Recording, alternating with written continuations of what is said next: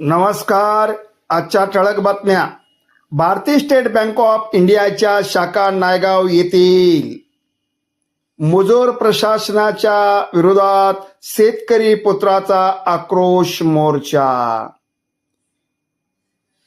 State bank of इंडियामधील KYC मध्ये सुसूत्र आणावी, शेतकरी भूमिपत्राची मागणी. KYC साठी नायगाव येथील स्टेट बँक ऑफ इंडिया बँकेमध्ये तालुक्यातील अनेक शेतकरी महिला कडाक्याच्या थंडीमध्ये रांगा लावून बसत आहेत.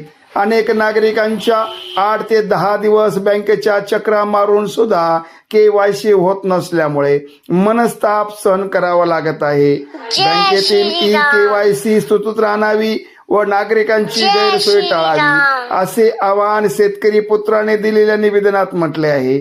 या निवेदनामध्ये खातेदारांचे होल्ड उठवण्यात यावे, शेतकऱ्यांना शाखेमध्ये पीक कर्ज उपलब्ध करून द्यावे, शोषित बेरोजगार युवकांना कर्ज उपलब्ध करून द्यावे, विद्यार्थ्यांना शैक्षणिक कर्ज उपलब्ध करून द्यावे अशा विविध मागण्या करण्यात आल्या. यावेळी हिंदू विवाह परिषदेचे राष्ट्रीय संयोजक रणजितराव देशमुख, राष्ट्रवादी काँग्रेसचे जिल्हा उपाध्यक्ष पांडुरंग शिंदे मांजरमकर, राष्ट्रीय मराठा महासंघ जिल्हाध्यक्ष चंद्रकांत पाटील पवार, छावा संघटनेचे युवा प्रदेशाध्यक्ष राजेशरावजी मोरे, साहेबरावजी चट्टे, बालाजी पाटील धनसकर, गजानन पाटील कदम व शेतकरी, ग्राहक, महिला इत्यादी उपस्थित होते.